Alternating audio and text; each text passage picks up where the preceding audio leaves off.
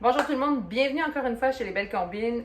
Dominique qui est encore là pour vous partager une petite capsule organisation de l'espace. On le sait et je le répète à chaque capsule, puis je vais le répéter encore toute ma vie parce que c'est tellement important pour gagner en efficacité, c'est-à-dire en avoir moins sur les épaules. Puis aussi pour rendre les enfants autonomes, c'est toujours gagnant d'avoir une organisation de béton. Aujourd'hui, je m'en viens vous parler de faire les bagages. Je ne sais pas si vous êtes de ces familles-là qui passez vos week-ends au chalet ou qui allez souvent porter les enfants chez les grands-parents ou simplement vous avez des enfants qui se promènent entre chez papa et chez maman. Donc, faire les bagages, ça devient redondant. C'est parfois un peu pénible parce qu'on est tout le temps pressé quand c'est le temps de faire les bagages. Ici, souvent, on aime ça partir le vendredi après le travail ou une fois que les enfants sont revenus de l'école pour aller au chalet. Puis là, ben, il faut faire les bagages, il faut s'emmener de la nourriture, il faut faire la glacière. C'est quand même une grosse organisation, mais on aime ça. Fait qu'on a décidé de se simplifier la vie au maximum. Fait que je vous explique comment on a géré ça, en fait.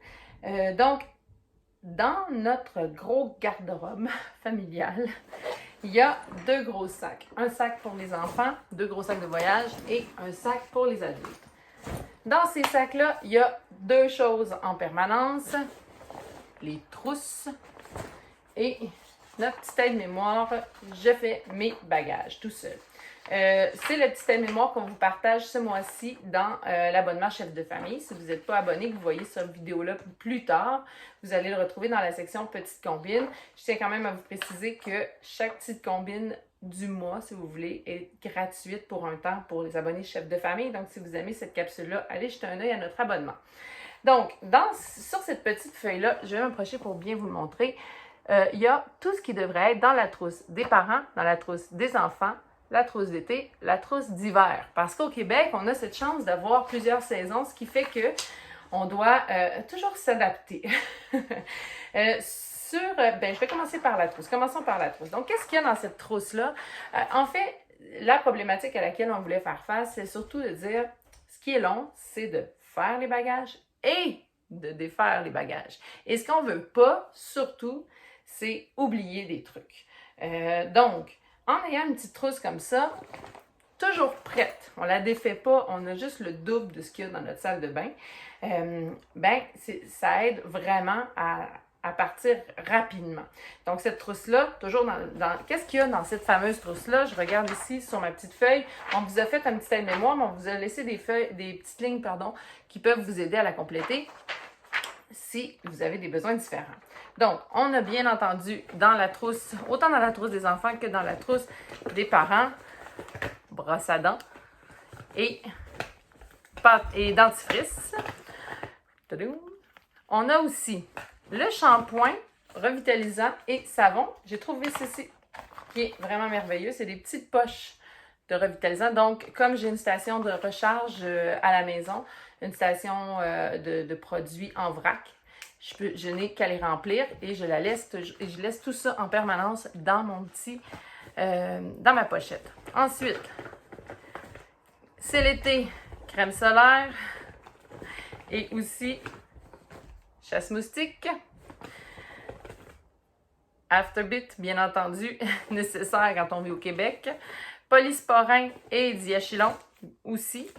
On a aussi de la crème hydratante, baume à lèvres, brosse à cheveux, démêlant cheveux aussi si vous avez des belles filles avec des longs cheveux comme les miens.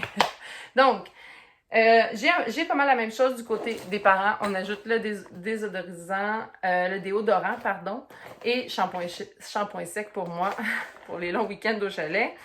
Bref, tout ce qu'il y a là-dedans qui nous permet de dire, ben regarde, ça là, ça ne bouge plus du sac. Donc, quand vient le temps de faire le sac, j'ai déjà tout ça, tout le nécessaire. Ma trousse est là, elle est pleine. Ce qu'il me reste à faire, c'est ajouter les vêtements. Et là, les vêtements, on a créé une petite feuille parce que tranquillement, même mes enfants même mes plus petits font eux-mêmes leur sac.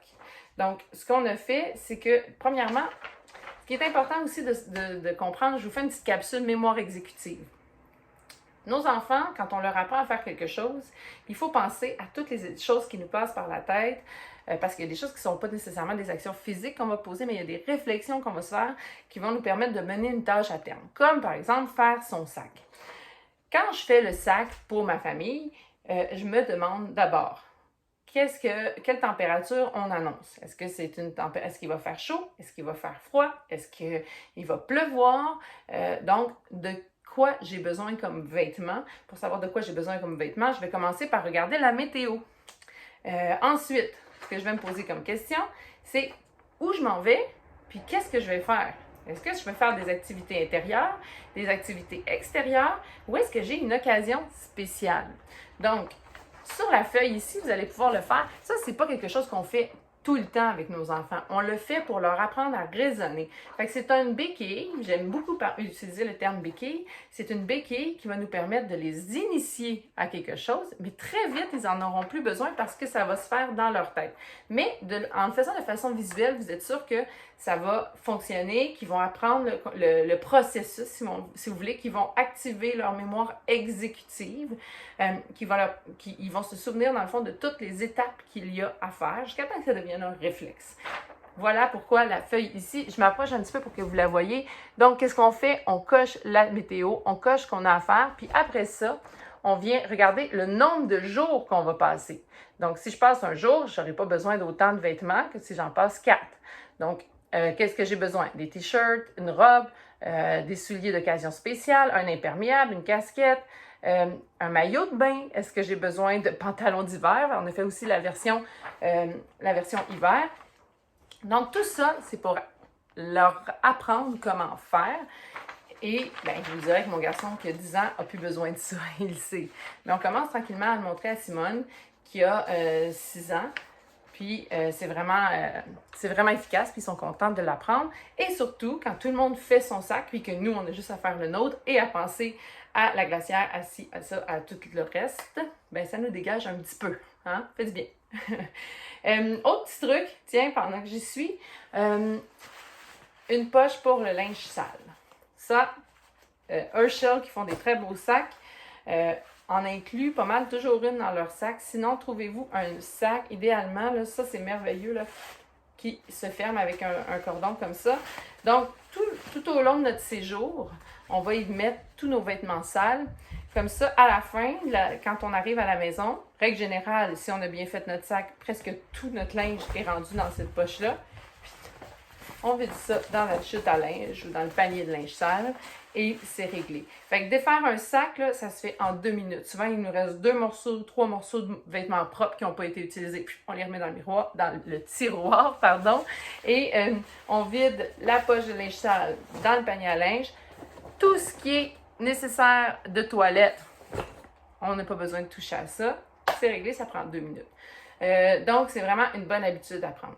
Je vous fais une petite extra capsule pour vous dire ce que je fais quand c'est le temps de partir pour le chalet, parce que souvent aussi, un des problèmes, c'est que pendant qu'on s'affaire à préparer tout ce qu'il faut pour partir, ben on a des enfants qui, eux, se mettent à jouer, à sortir tout.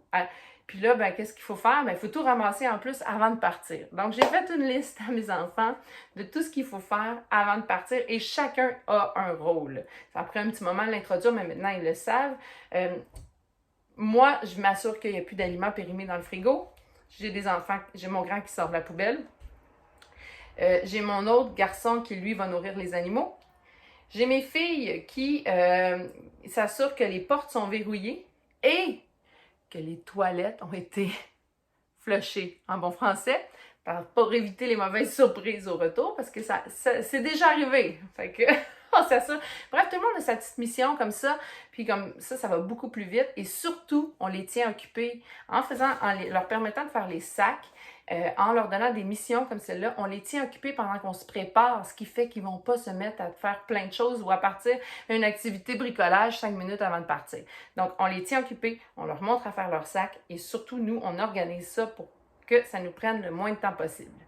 Voilà, une autre petite astuce qui, j'espère, vous donnera d'autres idées parce que c'est merveilleux, parenthèse, de voir tout ce que vous nous partagez sur l'abonnement chef de famille. Souvent, ces idées-là sont prétextes à vous donner de nouvelles idées. Je pense à Véronique, qui est une abonnée chef de famille, qui est partie de la station solaire. Si vous n'avez pas vu la vidéo de la station solaire, regardez, c'est celle du mois précédent, qui nous a partagé son idée de se faire une station solaire, une station d'autonomie estivale, là, et de la mettre dans sa voiture, parce que quand elle se déplace avec les enfants, elle trouve ça pratique. Au pire, même si elle change de taux, elle a juste à prendre puis tout le kit, mettre dans l'autre voiture. Donc, elle a une station d'autonomie estivale portative et j'ai trouvé que c'était une très bonne idée. Continuez de nous partager tout ça sur l'abonnement chef de famille. On va devenir des vrais champions.